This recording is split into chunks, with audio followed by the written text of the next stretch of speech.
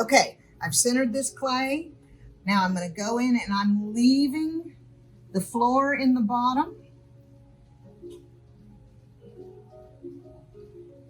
Yep. Come across. Now I'm just doing some compression in there. And I'm going to let the inside diameter of this be about 2 inches. Not a big, wide floor.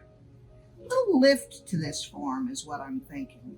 So go ahead and be sure to check the thickness of your floor. Push your needle tool down into the floor, slide your finger down till you touch the floor and look at it. And I personally love that 1/4 inch. The wire's going to take away a little bit. So ultimately it's going to be a smidge under 1/4 of an inch, which is appropriate for my pots when they're 2 pounds. Thickness changes according to the size of the pot. Just because you can throw super thin doesn't mean that you should. Okay, I'm setting up my pull, bringing the clay straight up because I want to get all the clay out of the bottom. And I also want to choke in. I don't know if y'all can see this, but I have an issue with my clay right there. I'm going to cut it off because this is a pot that's going to receive a lot of choking. So I don't even want to fool with it. Okay, so now I've got just a tiny bit of moisture on there. I've picked up all the extra water. I'm pushing against the bat, up under my clay. My inside finger is above my outside finger. Little pressure inward so that I throw a wonderful cylinder. And you can see I'm starting to get the clay up and out. I'm going to save some thickness at the top because there's going to be a lot of choking going on. And you might as well start letting the clay know that that's where you're both headed. So I just gave it a little choke in to remind it, to establish with it what we're going to be doing. I'm going up again. When I teach, I talk about your relationship with clay a lot, and I really, really think it's valuable to know your clay body, to really become adept at knowing your nature and what you do, and that you know how to work with your clay body, know its limitations, know its strengths, so that you really can work with it effectively. I'm feeling close to finish now, so I'm going to shape this pot, and I'm slowly bringing the clay out with my inside finger. I see a little bit of a throwing ring right there where I may be a little bit, oh yeah, I'm really close to finish. So I'm just going to compress this a little like that. And I'll shape it in just a minute so that I don't goof this thing up. My fingers on the inside's right there again, and I'm lifting up, and I'm lifting up, and I'm lifting up all the way to about right here. And this is going to be the clay that I'm saving for choking and creating a neck for my cap to sit on. And I'm going to have a long neck that the cap sits on because I don't want it falling off while I'm pouring. Okay, so I'm reinforcing this a little bit. I'm really thrown finished here, but I got to stretch out some. I'm probably going to do it from the inside. I'm going to push this in. I like to stretch from the inside because it takes away the inside throwing rings. I'm not going to cut this away yet because this is important right now, keeping the pot strong. So I'm going inside with my rib, turning it sideways, and I'm pushing out with this wonderful little soft mud tool rib.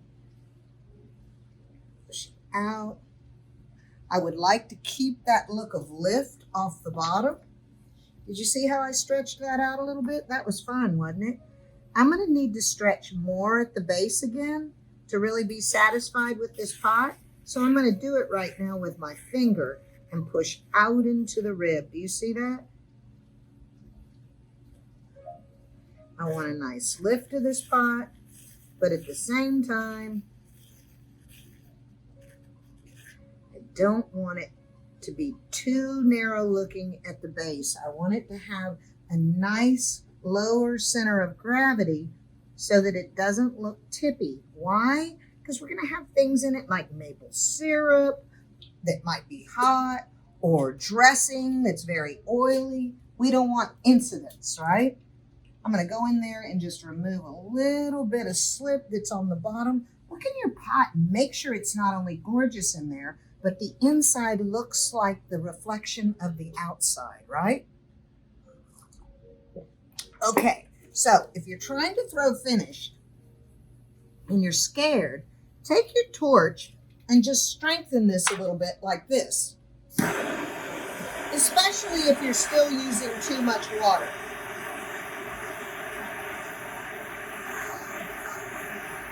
Oh, it doesn't take much to just give it a little bit of a firm skin. And I'm going to create an edge right there. And I'm not going to have a collar right here. I just created it to define where the clay is that I've saved for my choking and my neck. So here we go. I'm going to choke first. My inside is perfect now. Make sure your inside is perfect. Oh, I need to put my swirl in. So this I thought would be a fun thing to teach.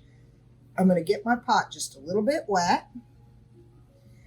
And I'm going to swirl all the way up to right about here, okay? So to put a swirl in, you have to change your rate of pull to be out of sync with your wheel speed. So I'm going to slow my wheel way down and bring my finger up fast. And I'm going to have center here, and I'm going to catch center here. So here we go. Ready?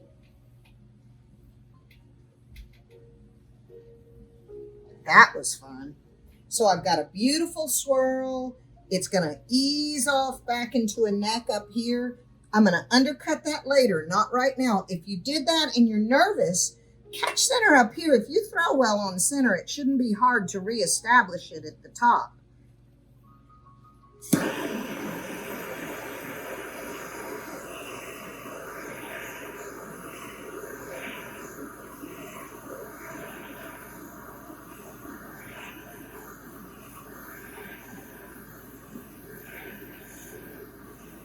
So all of this is done now. That's why I can go ahead and torch it a little bit.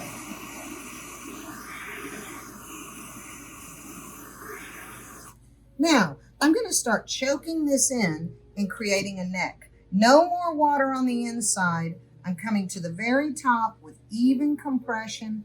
I'm just turning this in to create a collar. Some clay bodies are more friendly to choking than others. This is B-mix wood. It is not the most friendly, but I love this clay body with a lot of my glazes. And you'll learn, like I said, your relationship with your clay body so that you begin to understand what you can and can't get away with. So sometimes if my pot feels precarious, I choke this way, where I just take the clay, my inside finger is a little above, and I just pick one revolution spot and push it inward. Did you see that? This is a wonderful way to choke without really asking a lot of clay to move at one time. I'm strengthening it up here. Oh yeah, I'm fine in terms of water and no water in the bottom of my pot. You might have a sponge on a stick to help you go down and get your water, but make sure you do that before you choke this thing too small. I'm pushing in right there. See that? And now I know I want kind of a collar, so I'm going to come right out here and bring this up. And then in more horizontally. Do you see that? Yeah, that's starting to look nice. I'm going to take my rib and lose throwing rings so it looks fluid from the swirl. That's looking good. So I still need to finish up what I'm doing here. So I can tell already I'm going to have more clay than what I need, but I don't want to get rid of it yet. So at the very top, I'm just choking that inward. And now I'm going to bring this over and down. And I can do it again and take this whole neck and choke it in. Now I'm feeling like I know I've got enough clay. I'm just going to take this excess off. There we go. And look at the weight of the pot. From here to here, I still have a lot of clay to work with. If you're paper thin and super wet up here, you're going to have trouble, right? So I'm going to fix up this right here with a little bit of compression again. I'm pushing downward a little bit so I get a nice shoulder on this pot to really have a dramatic change from coming up the side in a swirl into a shoulder and a bottleneck. Now, I'm going to take a moist sponge, put a little moisture on this neck, and thin it out just a touch and choke it in again. So I don't want this to be so narrow that it's hard for me to get fluid in here. You can have a funnel and should, in my opinion, but I think I'm going to have the cap fit all the way to here, do a handle behind, and the pitcher spout right in here. So I'm close to being where I want to be. I'm going to choke it in just a little bit more. Now this is all going to be under the cap. So I want you to think about the fact that it needs to taper in a little bit so that when it dries, it doesn't lock your cap on, right? That's just creating problems for yourself. I'm coming in here. I'm going to choke just a smidge more. I'm going to keep this heftiness to this rim right here. It's about, well, it's less than 1/4 of an inch, I'll tell you that. But a cap's going to be coming on and off. I'm going to lower the profile a little bit, but not a whole lot, because I want this to hold that cap on when I'm pouring, right? I don't want it just being a little teeny thing and off goes the lid while you're using it. That would be really unfortunate and a high risk of breaking. So this is looking good. I've got my inside finger working on this transition up to where the cap's going to land. And I'm thinking this cap is going to look really nice on here. I'm going to take the back side of my needle tool. Here it is. I have this wooden needle tool, and I like this. And I'm going to make a little galley right here for the lid to sit. You see that? Right there. That's where the little flange of my cap lid is going to sit. So now I'm going to choke this in a little more and set up a pull right here and bring this up. And I don't need a huge taper in, just a little bit. And I want about 3/4 of an inch of a bottle top to hold the cap on. There we go. That's looking good. Let me make my valley just a little bigger. If I have to make some adjustments to this fit, my clay is thick enough to do it. This line right here might be a little strong right now, but I can soften it later when I put my cap on. Okay, so this looks good.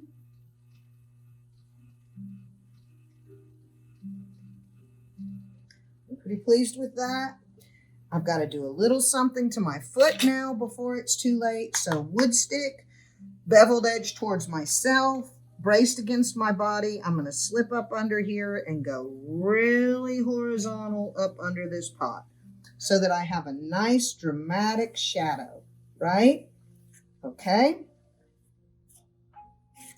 And I will show you if I like this spout on here. And if I don't, we'll make another one. You know, you could do a teapot spout too. I need a lip way bigger than this, don't I? Way wider. So I'm going to take my caliper measurement right here, and then I'm going to do it. So I'm measuring the outside diameter of this circle. Make sure your circle is not off center because it will unwind and get worse on you.